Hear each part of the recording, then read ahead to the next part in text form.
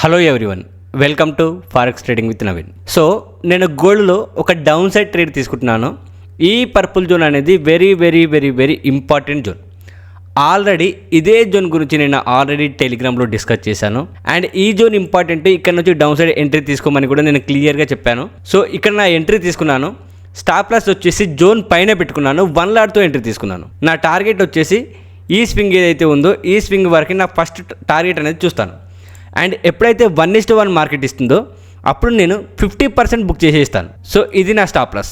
So market ఎప్పుడైతే reverse అయ్యి ఇక్కడ వరకు వస్తుందో, ఇక్కడ వరకు వస్తే నేను ఏం చేస్తాను అంటే 50% బుక్ చేసేస్తా.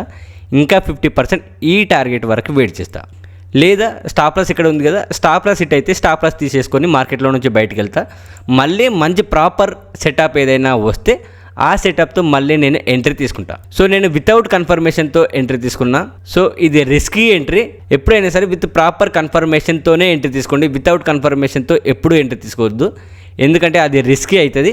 సో నా మనీ మేనేజ్మెంట్ గురించి, రిస్క్ మేనేజ్మెంట్ గురించి నాకు ఒక ఐడియా ఉంది. సో నేను ఈ రిస్క్ని నేను హ్యాండిల్ చేసుకోగలుగుతా కాబట్టి నేను ఎంట్రీ తీసుకున్నాను. ఇంకొకటి ఇక్కడ ఫేర్ వాల్యూ గ్యాప్ కూడా ఉంది. ఇది perfect fair value gap, excellent అంటే excellent fair value gap, solid fair value gap. Market ఈ ఫేర్ వాల్యూ గ్యాప్కి ఖచ్చితంగా రెస్పెక్ట్ ఇవ్వాల్సిందే. సో ఇక్కడ నుంచి మార్కెట్ డౌన్ఫాల్ అవుతుంది. సో ఆల్రెడీ ఫేర్ వాల్యూ గ్యాప్ని కూడా మార్కెట్ టచ్ చేసింది. సో చూద్దాం మార్కెట్ ఏం చేస్తుందో. ఇప్పుడు మార్కెట్ ఫేర్ వాల్యూ గ్యాప్ని కూడా టచ్ చేసింది కాబట్టి ఇక్కడ డౌన్ సైడ్కి ఏదైనా కన్ఫర్మేషన్ వచ్చింది అనుకో, ఇంకా ఎక్సలెంట్ ఉంటుంది. మనం అనుకునే డైరెక్షన్లో ఇంకా ఈజీగా మూమెంట్ ఇస్తాం market. So next green candle ఇదే విధంగా క్లోజ్ చేసింది అనుకోండి, హ్యామర్ క్యాండిల్తో క్లోజ్ చేసింది అనుకో, సో అది మనకు రిస్కే అయిపోతుంది. చాలా అంటే చాలా పెద్ద రిస్క్ అవుతుంది అది. అక్కడ నుంచి మార్కెట్ రివర్స్ అయ్యే అవకాశం పెరుగుతుంది. సో ఇది స్ట్రాంగ్ బుల్లిష్ క్యాండిల్. సో అప్పుడు నేను ఏం చేస్తానంటే ఎగ్జిట్ అయిపోతా. మళ్ళీ ఫ్రెష్ ఎంట్రీ గురించి చూసి ఫ్రెష్ ఎంట్రీ తీసుకుంటాను. అది కూడా ఓన్లీ డౌన్ సైడ్ మాత్రమే చూస్తా, ఎందుకంటే మార్కెట్ స్ట్రక్చర్ డౌన్ సైడ్కే ఉంది. ఖచ్చితంగా మార్కెట్ డౌన్ఫాల్ అవుతుంది. సో నేను సిస్టమ్ స్టాప్ లాస్ కూడా పెట్టేస్తున్నా. ఓకే, నేను సిస్టమ్ స్టాప్ లాస్ పెట్టేస్తున్నా. ఓకే, నేను సిస్టమ్ స్టాప్ లాస్ పెట్టేసిన. ఒకవేళ మార్కెట్ స్పై ఇచ్చింది అనుకో, నాకు $550 లాస్ వస్తుంది, లేదా నా టార్గెట్ అనేది హిట్ అయిపోతుంది.